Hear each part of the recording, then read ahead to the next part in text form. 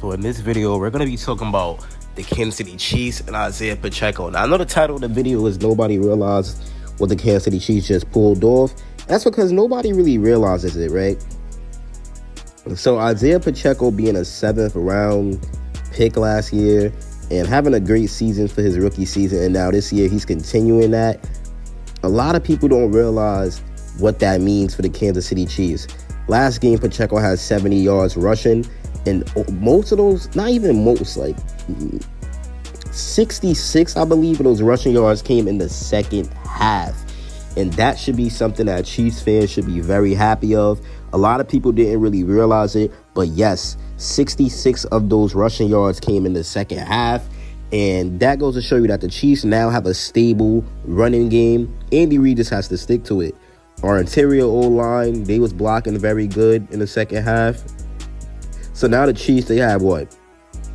A great running game, a great O-line, and they have a above-average defense that's looking like a top 3 unit in the NFL. And now we're facing the Chicago Bears this week. So we have to see, how are we going to play the Bears? How are we going to stop the Bears? I'm going to be making a video on that. Don't worry. I'm definitely going to be making a video on that, on how we're going to be, what we're going to do to stop the Bears. Might upload that either today or tomorrow.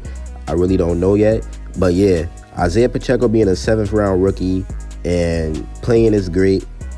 It's very good because he's aggressive. He runs aggressive. He runs very hard, as you can see right there. He's very hard to catch. And now that the Chiefs are getting him in the catching game, the passing game, that's going to help them out a lot. When I say he's hard to catch, meaning like once he's taken off, it's really hard to catch up to him. And that's why he always can break out for these far runs, you know. He always breaks out for these far runs that ends up being a lot of yards.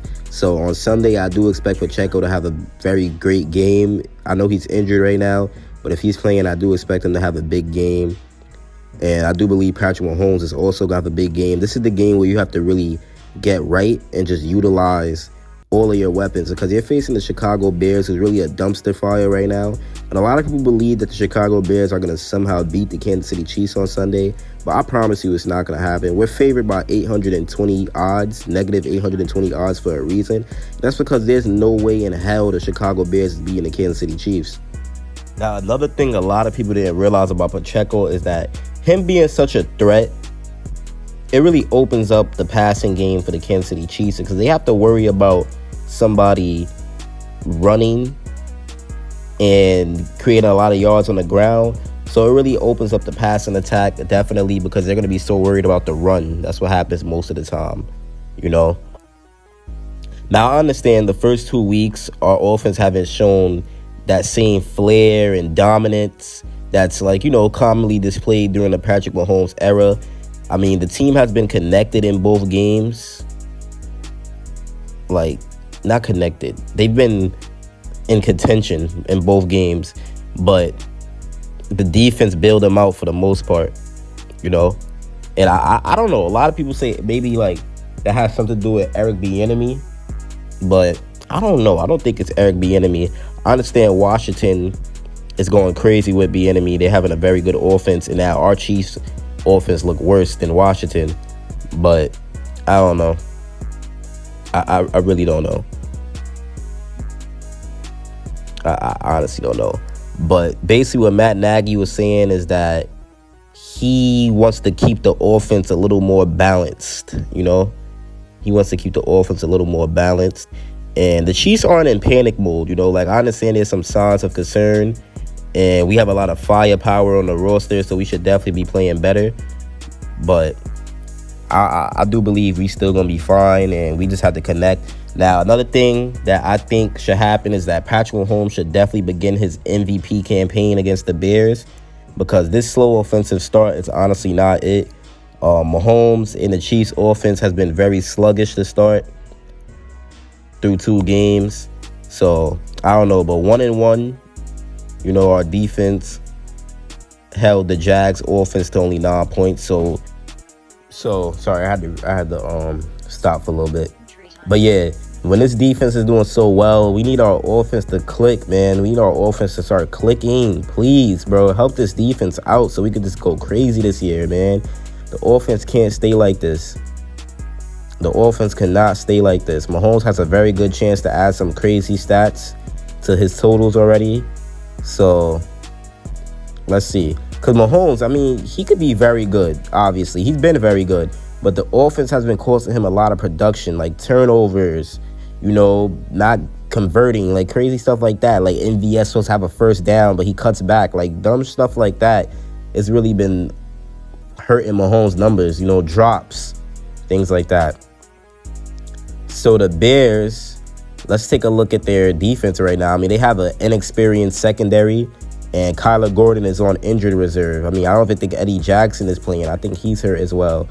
And we could feel normal again this week with Travis Kelce and Tony and Sky Moore. We could definitely feel normal this week with them. Mahomes' completion percentage is not as good as it usually is. 37 less passing yards per game. Passing rating is very low. That's only 2 games, but it's just not a Patrick Mahomes start. I do think that they're going to make up for it by putting on an offensive show against the Bears. Since the targets are back, these young players are getting more familiar with Mahomes. And that's what I want to see. And like I said, Isaiah Pacheco is a very big help to this team. And I do think that week 3, if we want to solve the problems that we're experiencing on offense, I do think week 3 is the week to do it. And with Pacheco and, Tony, McKinnon, CEH, the players that we're used to, Kelce, Watson, MVS, I think they can have a big game week 3 as well.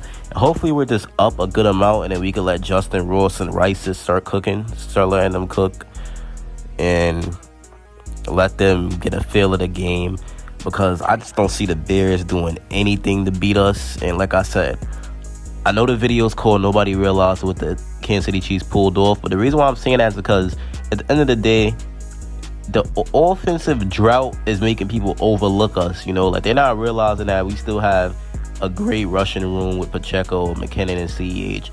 A very great O-line that's been playing very well, and a top 3 defense in the NFL. So I still have faith in the Kansas City Chiefs. At the end of the day, I'm a fan. I'm a real fan, die-hard fan. So I'm going to always have faith with us. I'm going to roll with us. I'm not about to sit here and say, our season's over, and be one of them negative fans that think we're losing every single week, because that's just a miserable way to enjoy football. And the Chiefs just won the Super Bowl, so I'm not about to sit here and act like we're Bears fans or we're Texans fans or Cardinals fans and we're going to lose every single week. Chiefs fans really got to get it together and just relax. The offense is going to be just fine. And I understand we do need a wide receiver 1. That's a fact. But we'll still be fine regardless, at least for this season. And we could probably go out there and get another Super Bowl. Chiefs priority, and I'm out. Peace.